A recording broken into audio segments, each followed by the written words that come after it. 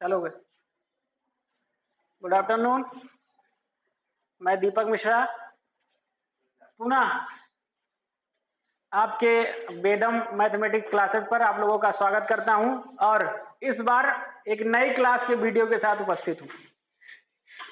कक्षा 11 विषय हमारा वही पुराना वाला है मैथ, जिसमें हम इसके पहले चैप्टर समुच्चय जो है सेट, उसके ऊपर चर्चा करेंगे। आज हम इसका कॉन्सेप्ट समझेंगे कि इसमें समुच्चय होता क्या है, समुच्चय कितने प्रकार का होता है, कैसे लिखा जाता है, संकेत क्या होता है, सारी चीजें इसमें आज हम बखूबी से समझेंगे। चलिए स्टार्ट करते हैं। सबसे पहले देखिए परिभाषा इसकी क्या होती है, समुच्चय होता क्या है। किसी भी संख्याओं का जो सुव्यवस्थित क्रम या समूह जो होता है उसी को हम कहते हैं समुच्चय। चलिए तो हम सीधा सा लिखेंगे, समुच्चय की परिभाषा लिखेंगे,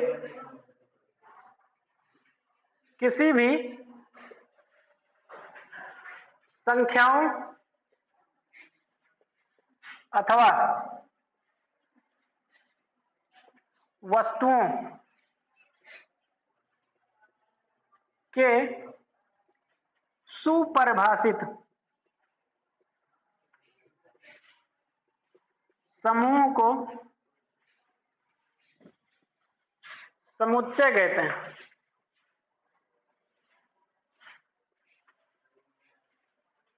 ठीक, जैसे मान लीजिए अगर आपसे कह दिया जाए कि आप संख्याओं का समुच्चय बनाइए, जैसे हमने कह दिया कि प्राकृतिक संख्याओं का समुच्चय, प्राकृतिक संख्या का समुच्चय।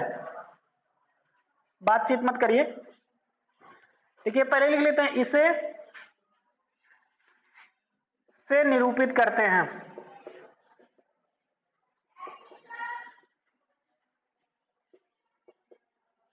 देखिए अगर आपसे कह दिया जाए प्राकृतिक संख्याओं का समुच्चय तो आप बड़ी आसानी से बना देंगे 1 2 3 4 डॉट डॉट डॉट, ठीक है। लेकिन आपसे कह दिया जाए कि आप बनाइए, कह दिया जाए कि प्रदेश में सबसे होनहार विद्यार्थियों का समुच्चय बनाइए, तो आप नहीं बना पाएंगे, कभी नहीं बना पाएंगे।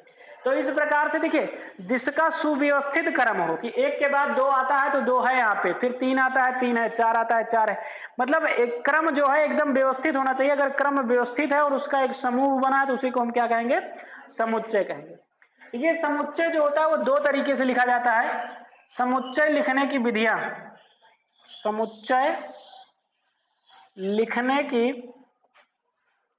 विधियां, मेथड ऑफ सेट राइटिंग।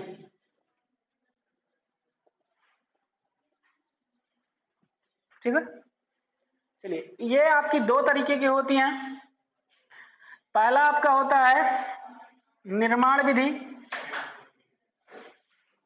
निर्माण विधि जिसको हम लोग कहते हैं builder set form.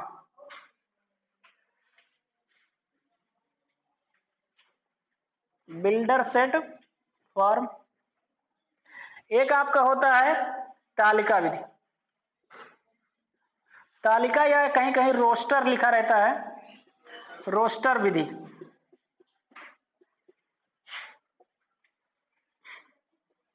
Roster form. चलिए इसमें क्या होता है, देखिए इसमें जो आपका समुच्चय दिया रहेगा उस समुच्चय को बाद में हम कुछ नया बना सकते हैं। जैसे मान लेते हैं कोई सेट A बराबर दे दिया गया और कहा कि सम संख्याओं का समुच्चय, सम संख्याओं का समुच्चय। शिवांश क्यों बोल रहे हो भाई, सम संख्याओं का समुच्चय। उसके बाद देखिए अगर मैं इसी समुच्चय को रोस्टर में लेकर के जाऊं, किसमें, रोस्टर में, तो रोस्टर में ले जाने के लिए हम क्या करेंगे, इसी को A बराबर लिखेंगे 2 4 6 8 डॉट डॉट डॉट। ये सम संख्या है। सम संख्याएं जो होती हैं ऐसी संख्याएं जिनको 2 से भाग देने पर वो पूर्णतः विभाजित हो जाए, सम संख्या कहलाती है। तो ये आपका समुच्चय लिखने का तरीका हो गया। समुच्चय होता क्या है, किसी भी संख्याओं अथवा वस्तुओं के सुपरिभाषित समूह को समुच्चय कहते हैं। इसे मंझला ब्रैकेट के सेट से निरूपित करते हैं। जैसे फॉर एग्जांपल के लिए मैंने बताया कि इस तरीके से इसको लिखा जाता है। समुच्चय 2 प्रकार से लिखते हैं, पहला निर्माण विधि और दूसरा तालिका विधि। निर्माण विधि में कोई भी सेट जो दिया रहेगा वो उसमें वाक्य के रूप में दिया रहेगा, और जो तालिका विधि में कोई भी सेट दिया रहेगा तो संख्याओं के रूप में दिया रहेगा। अब बात आती है समुच्चय के प्रकार। समुच्चय कितने प्रकार का होता है? देखिए प्रकार बहुत होता है, लेकिन 11th में कितना पढ़ना है हमारे लिए वही ठीक रहता है। चलिए इसको नोट किए हैं, चलिए आगे बढ़ते हैं।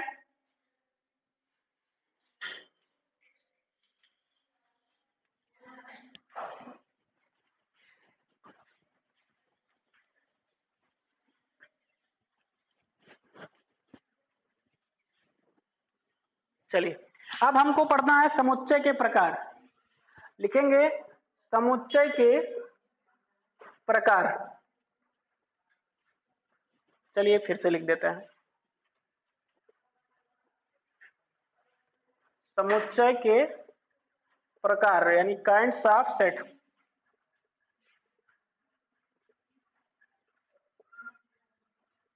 Kinds of set. चलिए देखिए इसमें क्या होता है, इसमें सबसे पहला जो होता है नंबर 1, वो आपको पढ़ना होता है रिक्त समुच्चय। रिक्त समुच्चय जिसको हम इंग्लिश में एम्प्टी सेट बोलते हैं। दूसरा आपको इसमें पढ़ना होता है, क्या पढ़ना होता है दूसरा भाई? परिमित। परिमित समुच्चय जिसको हम कहते हैं फाइनाइट समुच्चय।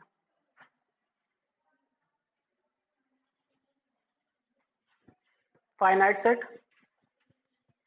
उसके बाद तीसरा आपको पढ़ना रहता है अपरिमित समुच्चय।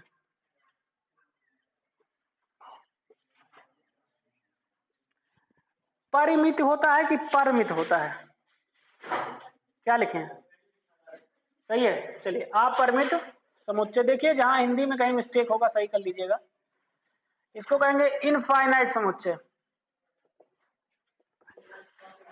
Infinite set. उसके बाद चौथा जो आपको पढ़ना रहता है वो आपको पढ़ना रहता है समान समुच्चय। समान समुच्चय जिसको हम लोग कहते हैं इक्वल सेट। उसके बाद पांचवा नंबर जो आपको पढ़ना रहता है वो आपको पढ़ना रहेगा उप समुच्चय, सबसेट जिसको बोलते हैं।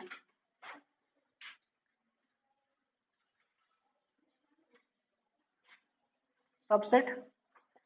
उसके बाद छठवां नंबर आपको पढ़ना रहेगा सार्वत्रिक समुच्चय। ठीक है कोई बात नहीं, नंबर इधर उधर हो जाएगा, कोई दिक्कत नहीं। सार्वत्रिक समुच्चय। देखिए सीरियल इधर उधर हो सकता है, पढ़ना हमको सारी चीजें हैं। Universal, universal set. उसके बाद एक आपको पढ़ना है पावर सेट जिसको घात समुच्चय कहते हैं।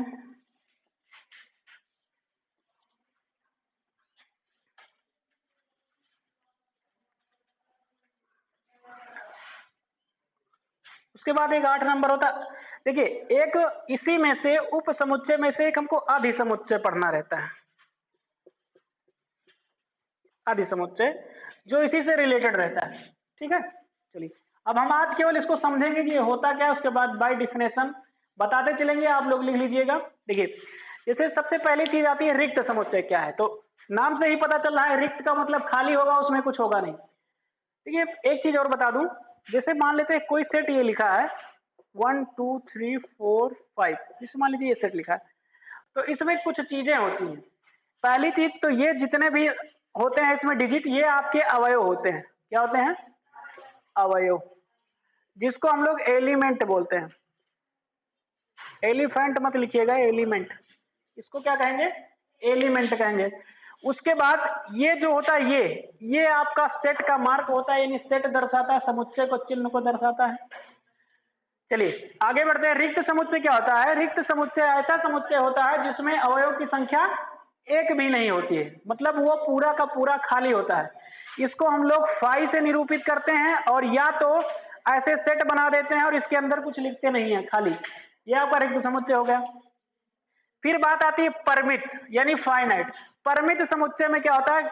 गणनीय समुच्चय, यानी जिसकी गणना की जा सके, जिसकी, ऐसा समुच्चय जिसकी गणना की जा सके, उसको हम कौन सा समुच्चय कहते हैं? परिमित समुच्चय। इसमें एक निश्चित संख्या में आपको समूह दिया रहेगा, जिसे कह दिया जाएगा कि दो के 5 गुणजों का समुच्चय। तो 2 के 5 गुणज का समुच्चय निकालोगे, 2, 4, 6, 8 और 10, ऐसे दिया रहेगा। ठीक है, ये परिमित समुच्चय होता है। अपरिमित समुच्चय क्या होता है? ऐसे समुच्चय जिसमें अवयवों की संख्या असंख्य हो, जिसकी गणना ना की जा सके, अपरिमित समुच्चय, यानी अगणनीय, जिसको कह लीजिए अगणनीय, जिसकी गणना ना की जा सके, जिसकी गणना ना की जा सके, उसको हम कौन सा समुच्चय कहेंगे? अगणनीय सेट, यानी अपरिमित समुच्चय कहेंगे। जैसे कह दिया जाए कि सभी सम संख्याओं का समुच्चय, सभी सम संख्याओं का समुच्चय, तो आप कैसे निकालोगे? 2, 4, 6, 8, 10 ... इसका मतलब क्या हुआ? हम नहीं निकाल पाएंगे क्योंकि संख्याएं अनंत तक जाती हैं, इनफाइनाइट तक। कहां तक जाती हैं? अनंत तक, इनफाइनाइट तक जाती हैं, तो हम कहां निकाल पाएंगे भाई इसको? चलिए, उसके बाद समान समुच्चय। देखिए समान समुच्चय क्या होता है? इसमें दो सेट दिए रहेंगे। मान लेते हैं ए बराबर कोई सेट दे दिया गया 1, 2, 3, 4, ठीक है, और उसके बाद बी बराबर कोई सेट दे दिया गया 3, 2, 4, 1।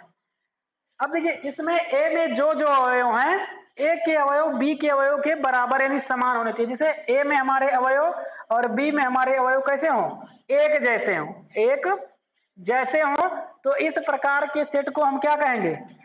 समान सेट कहेंगे, समान समुच्चय कहेंगे, इक्वल सेट कहेंगे। फिर उप समुच्चय, सबसेट की बात आती है। उप समुच्चय में क्या होता है? फिर बात आती है उप समुच्चय की। उप समुच्चय क्या होता है? देखिए उप समुच्चय में जैसे हमारे पास दो सेट रहे ए और बी। ए में आपको 1, 2, 3, 4, 5, 6, 7, 8 दिया जाए, और कोई सेट बी हो जिसमें आपको 2, 3, 4, 5, 6 दे दिया गया। तो इसमें हम देखते हैं कि जो बी के अवयव हैं वो ए में हैं। देखिए 2 ए में है, 3 भी ए में है, 4 भी ए में है। यानी अगर ए का प्रत्येक अवयव, अगर बी का प्रत्येक अवयव ए में है तो ए का उप समुच्चय कौन कहलाएगा? बी कहलाएगा। इसको हम ऐसे लिखते हैं, ए इज सबसेट ऑफ बी, यानी ए का उप समुच्चय कौन है? बी है। बात समझिए, अगर बी का प्रत्येक अवयव ए में मिलता है तो वो क्या कहलाएगा? ए का सबसेट यानी उप समुच्चय कहलाएगा। फिर बात आती है सार्वत्रिक समुच्चय की। ऐसा समुच्चय जिसमें सारे समुच्चय आ जाएं, उसको हम कौन सा सेट कहेंगे? यूनिवर्सल सेट यानी सार्वत्रिक समुच्चय कहेंगे। उसके बाद फिर बात आती है घात समुच्चय की। देखिए घात समुच्चय में क्या होता है कि किसी भी समुच्चय के सभी उप समुच्चयों का संग्रह क्या कहलाता है? घात समुच्चय कहलाता है। देखिए जैसे इधर मैं लिख दे रहा हूं, जैसे मान लेते हैं कोई सेट हम ले लिया ए बराबर, मैंने सेट ले लिया 1, 2, छोटा सेट ले रहा हूं। देखिए छोटा सेट इसलिए ले रहा हूं क्योंकि ये बन जाए हमारा पूरा। ठीक है, तो इसमें सबसे पहला क्या बनेगा? सबसे पहला 5 इनफाइनाइट बनेगा, 5 बनेगा, उसके बाद 1 बनेगा, उसके बाद में 2 बनेगा, और उसके बाद में 1, 2 बनेगा। ठीक है, ये आपका क्या हो जाएगा? ये समुच्चय ए के घात समुच्चय होंगे। इनकी संख्या भी पता की जा सकती है कि कितने बनेंगे, आप लोग चेक भी कर सकते हैं। जैसे मान लेते हैं हमारे पास ये सेट है, ठीक है, ये नंबर ऑफ ए इसमें कितना है? 2 है। नंबर ऑफ ए कितना है? 2 है। तो ये बराबर किसके होता है? यम के। ये बराबर मान लीजिए यम के है। तो जब मैं पी ए निकालूंगा, नंबर ऑफ पी ए, जो नंबर ऑफ पी ए यानी देखिए जो घात समुच्चय होता है इसको हम किससे लिखते हैं? पी ए से लिखते हैं, यानी पावर सेट ऑफ ए। ठीक है, इसका मतलब होता है पावर सेट ऑफ ए। तो इसका निकालेंगे तो यम पी ए जब निकालेंगे तो ये होता है 2 की पावर यम। ये यम जो होता है वो नंबर ऑफ सेट में कितने, सेट ए के कितने अवयव हैं वो होता है, और जो एन पी ए निकलता है वो आपका नंबर ऑफ टोटल घात समुच्चय, कितने घात समुच्चय इसके बने हैं। जैसे मैं चेक कर लेता हूं, यहां देखिए 1, 2, तो यहां पे क्या आएगा? एन पी ए जो आएगा वो आएगा 2 की घात 2, क्योंकि यहाँ पे अवयव की संख्या कितनी है 2 है, तो 2 की घात 2 का मतलब कितने हैं अवयव 4। अब यहाँ गिन लीजिए 1 2 3 4।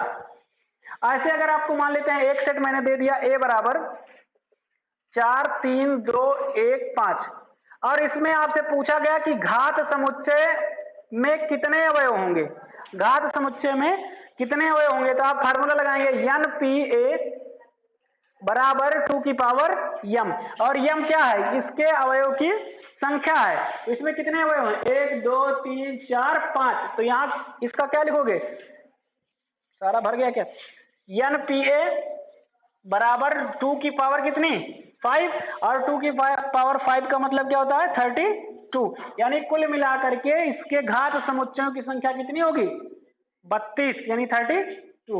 बस सारे खत्म। देखिए फिर से एक बार सरसरी निगाह समझ लीजिए, सबके मैं संकेत बता दे रहा हूं। रिक्त समुच्चय का संकेत फाई होता है या इम्पटी सेट बना दीजिए। परमित समुच्चय का कोई संकेत नहीं होता, इसमें आपको यही पता चलेगा संख्याएं सीमित रहेंगी। अपरिमित समुच्चय में क्या होता है, इसमें संख्याओं की गणना नहीं की जा सकेगी। उसके बाद समान समुच्चय इक्वल सेट में आपका a बराबर b होता है, ठीक है, सेट a बराबर सेट b, सेट a बराबर सेट b होता है। उप समुच्चय का मैंने चिन्ह बता दिया है, उप समुच्चय ऐसे होता है। देखिए आदि समुच्चय क्या होता है, आदि समुच्चय जो अगर b से a में मिले, आदि समुच्चय का मतलब हुआ किसी सेट b के अवयव अगर सेट a में मिल रहे हैं तो वो कैसा कहेगा, b का आदि समुच्चय a कहलाएगा, ठीक है। फिर बात आती है सार्वत्रिक समुच्चय को u से लिखते हैं, उसके बाद घात समुच्चय को pa से लिखते हैं, ये बता ही दिया गया है, बस बाकी हो गया, ठीक है। अब आप कोशिश करिएगा कि इसकी डिफिनेशन अपने आप से लिख लें, क्योंकि इसमें इतना बताया गया है, आप वीडियो यूज कर करके आप डिफिनेशन अपने आप से लिखेंगे। कल हम इसके ऊपर क्वेश्चन प्रैक्टिस करेंगे, कल की वीडियो में हम इसके ऊपर क्वेश्चन प्रैक्टिस करेंगे और अपनी एक्सरसाइज कंप्लीट करेंगे। चलिए नेक्स्ट डे।